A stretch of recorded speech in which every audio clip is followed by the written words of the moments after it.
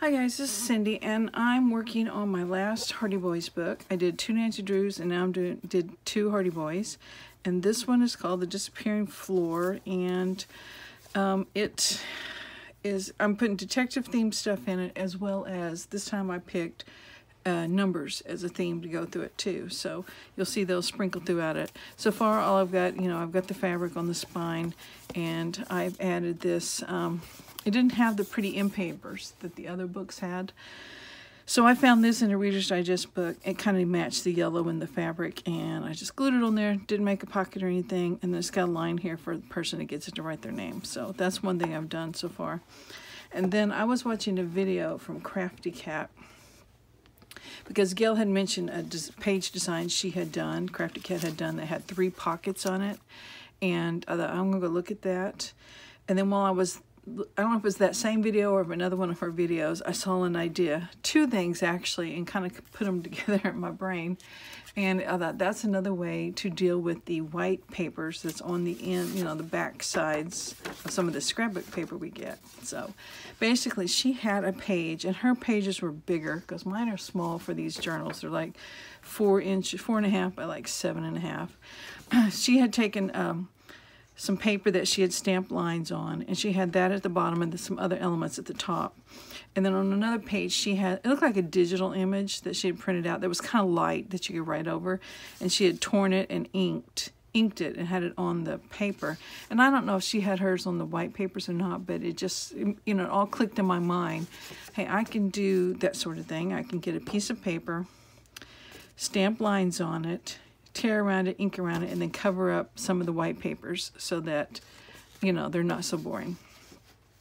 Because I like stenciling on them and stamping on them, but, after so much of that, it's just repetition. So anyway, that's what I did on this. So this paper is actually the flyleaf from a Reader's Digest condensed book. So it's a solid color, but it's not thick like cardstock. So I really like this color blue too. So anyway, you can see I've just torn it to fit this page, inked the lines on it, and then I added the numbers on there. And then on this side, instead of doing 2 of the same, I just did the stenciling.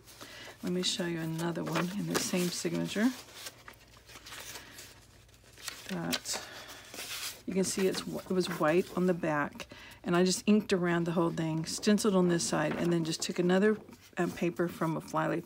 I had just taken apart some Reader's Digest condensed books, so I had these papers handy. Tore it, inked it, stamped the lines, then I put this Tim Holtz stamp on there because it matched the paper. So anyway, I used this piece of cardboard to stamp the lines, and I'm sure you guys have seen Gail use one similar to this. It's kind of hard to tell. Cardboard, and there's the little bumps. And you tear the paper off one side, ink it up, you can stamp it on there. And it doesn't give you a solid line, which is great, it makes it look more grungy. But all the pieces of cardboard I've seen, the lines are too close together. So you'd have to be writing like little bitty, teeny tiny lines if you wanted it. So what I did is I took a pencil. Here it is, right here. It had a blunt end. I think it's a watercolor pencil. And every other line, I just smooshed it down.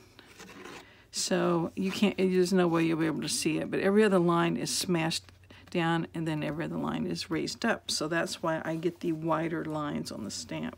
And I just use the StazOn ink to ink this up, smash it down on my paper, and then it's ready to go. Now, I have a couple of extra ones over here that I'll use on some other project. You can see how that got the lines.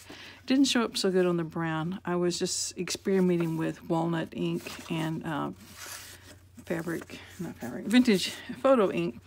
Didn't work as well, so definitely I think you need a black ink for it, depending on the color of your